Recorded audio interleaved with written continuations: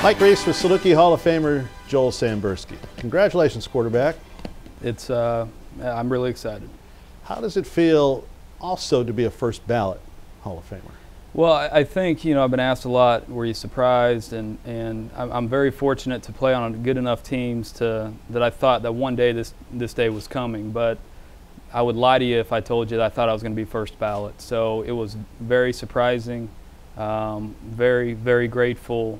I'm really excited. I've got all my family coming in from Liberty, Missouri, and Coach Kill's coming down. It's just going to be a really fun night. Joel, how does what you accomplished at Southern compare with what you expected to accomplish coming to Southern? Well, I'm a dreamer. I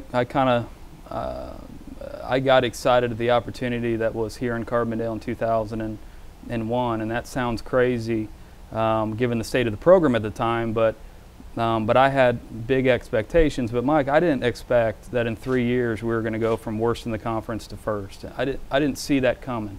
I think Jerry Kill might have seen that coming, but the things that my teammates accomplished during my 5 years of being a Saluki is not what I expected. I expected to get things turned around, but not in the short time period, and not that we did, and to go from 1-10 to 10-2 in 3 years, I would be lying if I told you I expected that. You always seemed very proud of knowing Southern's past and wanting to make its future better. Publicly, that's the way you were. I want to make SIU football better. Is that the way you were inside? Absolutely. I wanted people to be proud of Saluki football, and at the time, they weren't. They didn't have much reason to be proud. It was a really tough time, and I remember it was like a year to 2 years into it as a college. I remember the first time I saw another student wearing Saluki football attire.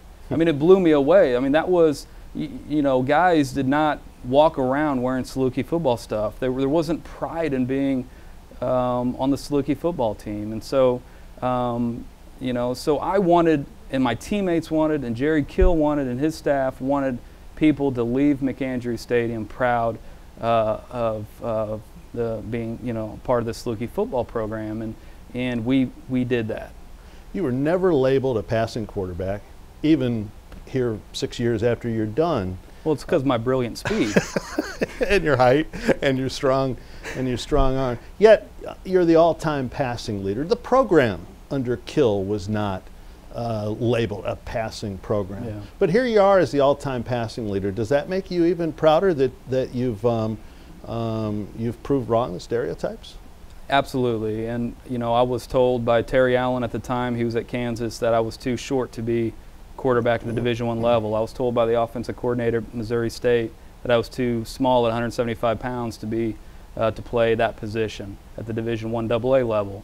So a lot of people doubted me, but I think the thing, so yeah, there was that drive to be able to prove people wrong. I think if you're a competitor, if you're an athlete, that stuff motivates you. And yeah, of course, it's the championship rings and it's, the pats on the back, but you love being able to prove people wrong. I sure did. And so I think I was able to do that. But I will tell you, the stats are reflective of the type of system that I was in. And I know that if Jerry Kill had to have me throw it 45 times to win a game, we weren't going to win many games. And if we had to score 50 points a game, we weren't going to win because we had a bad defense.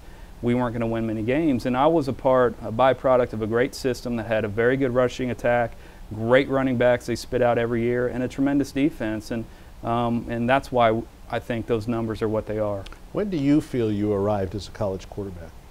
I think I arrived when we played Western Illinois in 2002, and they were, I think, 8th in the country at the time.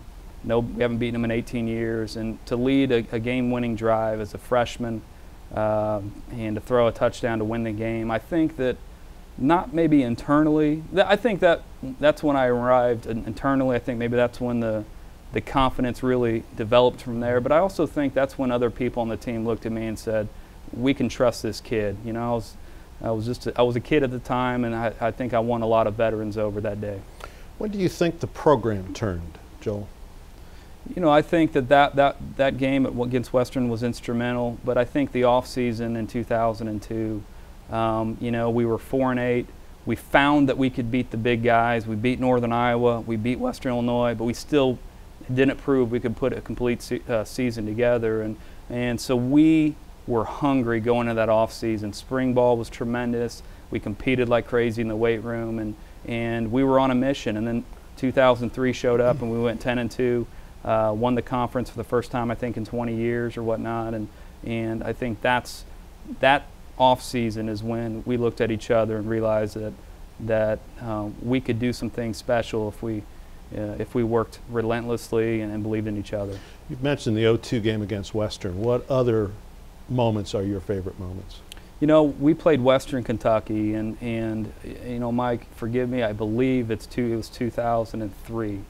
Number one. They were number one in the country. We went on the road. We were starting to win some games, and they had a tremendous crowd, and we went right back and won the game. And on that last drive, I think there was a minute and a half, a couple minutes left in the game, and it was 4th and I think 2 or 3, and Jerry Kill was saying, hey, we should run this play, we should run this, and I just knew that if we ran a certain play, we were going to get it. And I looked at Jerry Kill in the eyes and I said, Coach, you got to run this and I'm going to get it. And he trusted me enough at a pivotal point in the game.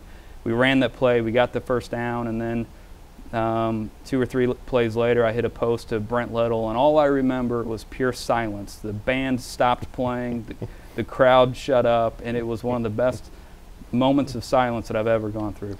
What Jerry Kill means to your football career is obvious, but the two of you are very close. What does he mean to you personally? He was, you know, a tremendous father, and he still is, father figure to me. I'm very fortunate to grow up in a great family that had a great upbringing, but, and there's no buts about that. My parents are tremendous people, and they groomed me from the time I was born to when I was 18, but they had the courage to give me to Jerry Kill. And Coach Kill developed, and my parents developed me into a young man, but Coach Kill took a young man and developed me into a man, to a type of person that he taught me a lot of life lessons. And you know, there was many times, especially early, that Coach Kill could have pulled the youngster, as he would say. He could have benched the young kid. And frankly, there was a time late in my career I was beat up. I played 4 years. I lost about 4 steps, not a step, about 4 steps, and he was always loyal. He preached loyalty, and he's loyal to me to this day. And for him to take time out of his busy schedule to fly down, and it means a lot. But he taught me a lot about, much more about life than football. Seems important to you that people, especially current players, not forget that the program had to be rebuilt. Why is that? When we were struggling so much our first couple years, and then we got things turned around. Year 4 and 5, our biggest threat was not, you know, year 4 or 5 of my career, so 2004, 2005, I believe our biggest threat was not a lack of athletes or recruiting or coaching. It was forgetting where we came from, forgetting what made us so hungry.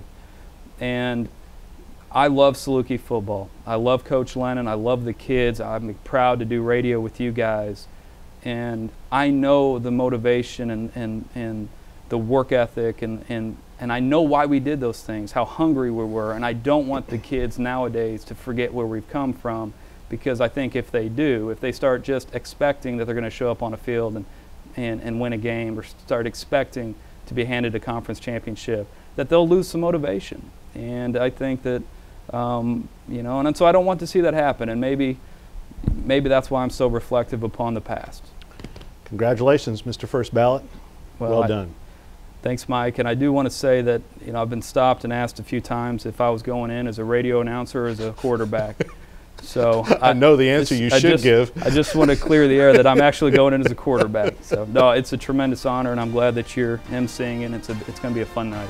Saluki Hall of Famer Joel Sambursky.